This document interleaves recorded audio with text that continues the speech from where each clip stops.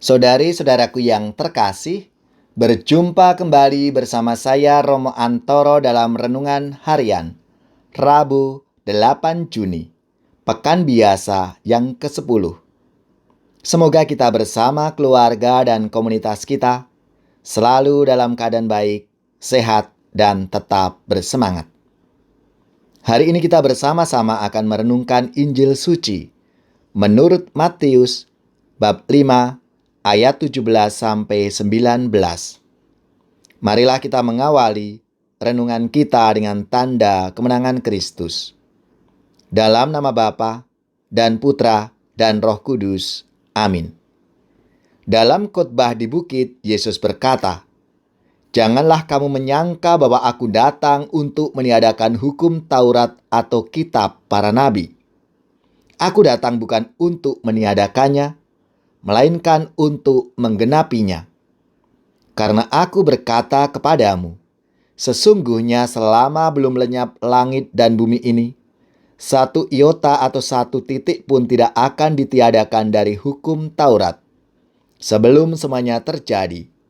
Karena itu, siapa yang meniadakan salah satu perintah hukum Taurat, sekalipun yang paling kecil, dan yang mengajarkannya demikian kepada orang lain, ia akan menduduki tempat yang paling rendah di dalam kerajaan surga.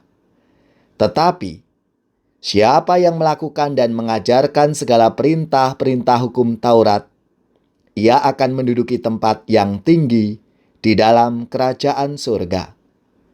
Demikianlah sabda Tuhan. Terpujilah Kristus. Saudari-saudaraku yang terkasih, kita semua tahu hukum adalah pelbagai macam pedoman dan tuntunan yang menciptakan keteraturan di dalam hidup manusia. Hukum memberikan ruang bagi hak seseorang dan secara bersamaan menciptakan kewajiban bagi pribadi bersangkutan dalam lingkup hidup sosial atau hidup bersama. Ketika Yesus mengatakan bahwa aku datang bukan untuk meniadakan, melainkan menggenapi hukum Taurat, Yesus sebetulnya menyentuh isi utama hukum Taurat itu, yaitu kasih kepada Allah dan kasih kepada sesama. Dalam pewartaan kerajaan Allah, Yesus tidak mau mengubah peraturan yang ada. Yesus mau mengembalikan hukum dan peraturan itu pada dasar yang benar. Istilah yang digunakan oleh penginjil ialah menggenapi. Penggenapan itu terjadi bila orang tidak hanya memperhatikan rumusan hukum dan aturan itu, tetapi juga memperhatikan semangatnya atau spiritnya. Dan inilah yang pantas diperhitungkan dalam pelaksanaan hukum, sehingga hukum tidak menjadi patokan mati, tetapi sungguh membantu bagi pengembangan hidup bersama. Menjadi pertanyaan untuk kita, bagaimanakah semangat dan sikap kita terhadap peraturan lalu lintas misalnya? Itu untuk ketertiban kita semua, agar jalannya lancar dan aman, tidak ada kecelakaan.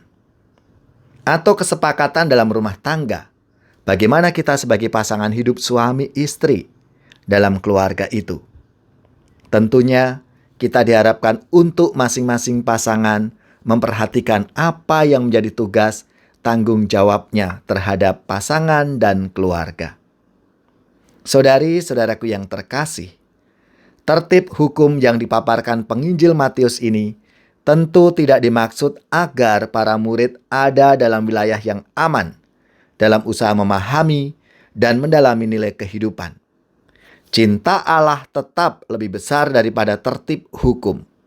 Tertib hukum sendiri tetap harus mencerminkan cinta Allah yang benar. Marilah kita sebagai murid-murid Yesus di zaman ini menjalankan hukum Tuhan dan hukum dalam kehidupan berbangsa dan bernegara dengan bijaksana. Ya Allah, jadikanlah kami orang yang menghargai hukum dan peraturan dalam hidup. Berilah kami pencerahan dalam setiap melaksanakan hukum dan peraturan itu, agar sesuai dengan semangat cinta kasih-Mu. Aku mengasihi Tuhan Dia sumber kekuatan. Hidupku kan menjadi aman dalam lindungannya. Kala musuh menyerbu, merebut harta milikku, dilepaskan panahnya, diserahkanlah mereka. Aku mengasihi Tuhan, Dia sumber kekuatan.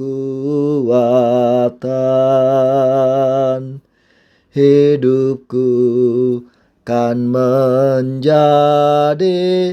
aman dalam lindungannya.